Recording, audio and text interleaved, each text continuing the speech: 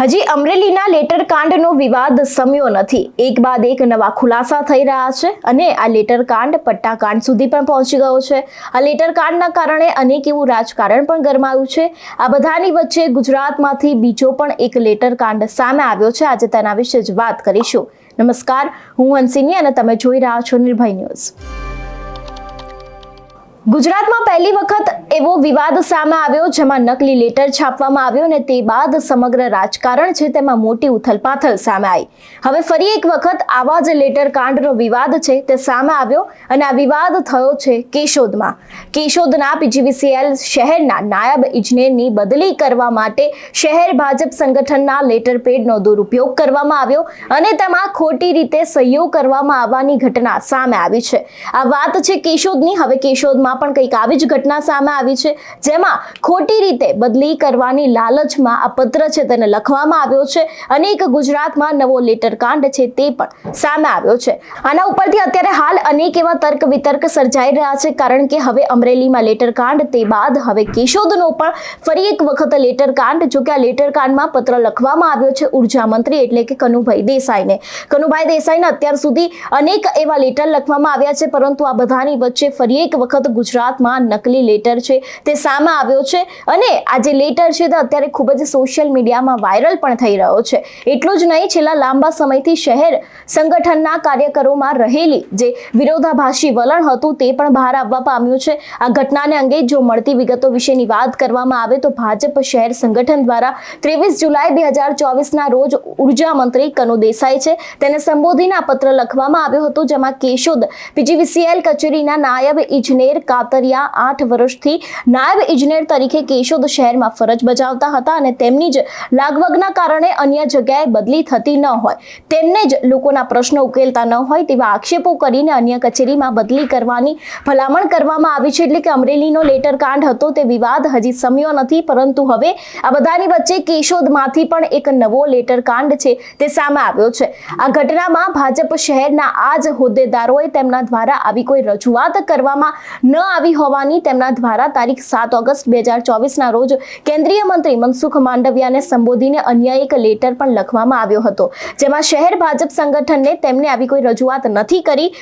તેમને એમ પણ કહ્યું કે આવી કોઈ જ રજૂઆત કરવામાં આવી નથી અને તેને જ લઈને વધુ એક લેટર પણ લખવામાં આવ્યો હતો અને આ દરેક વાતને તેમને પાયા વિહોણી છે તેવું પણ સાબિત કર્યું હતું.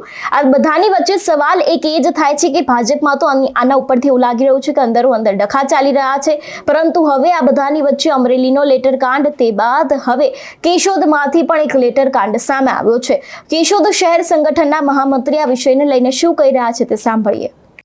જ્યાં જીબીના એક અધિકારીની બદલી કરવા માટે જે લેટરનો દુરુપયોગ કરવામાં આવ્યો છે, જે કેશોદ શહેર સંગઠનના લેટરનો દુરુપયોગ થયો છે, તેમાં અમારી સહી ખોટી છે. મહામંત્રી તરીકેની બીજા ગૌરાંગભાઈ મહામંત્રી છે તેની સહી ખોટી છે અને ત્યારબાદ અમારે જે તે કાર્યાલયમાં કે જે તે વિભાગમાં પાછો લેટર લખીને દેવો પડ્યો કે ભાઈ આ લેટર છે એ અમારો નથી અને અમારા દ્વારા કોઈ જાતની બદલી કરવા માટેની ભલામણ કરવામાં આવી નથી. પછી ત્યારબાદ મેં મારા શહેર ભાજપના પૂર્વ પ્રમુખ પ્રવીણભાઈ ભાલારાને વાત કરી હતી જે તે વખતે કે ભાઈ પ્રવીણભાઈ, આપણે આ બાબતની ગંભીર નોંધ લઈ અને આપણા લેટર પેડનો દુરુપયોગ થાય છે તો આના માટેની આપણે કાયદેસરની કાર્યવાહી કરવી જોઈએ. પરંતુ જે પ્રવીણભાઈ ભાલારાએ છે આ વાતને ગંભીર લીધી નહીં અને આજે મારે મીડિયા મારફત અને પોલીસ ફરિયાદ કરવી પડશે તે વાત આજનો ખુલાસો કરવો પડે છે. અને જ્યારે પણ મેં આ વાત કરી છે પ્રવીણભાઈને ત્યારે પ્રવીણભાઈ મારાથી ડિસ્ટન્સ રાખવા માંડ્યા છે કે ભાઈ આપણે આ બાબતમાં પડવું નથી. મારી એક જ વાત હતી કે આપણા લેટર પેડ કેશોદ શહેર સંગઠનના લેટર પેડનો દુરુપયોગ થાય છે ને એ વસ્તુ ખોટી છે. ખાસ કરીને કોની સહી સાચી છે અને કોની ખોટી છે?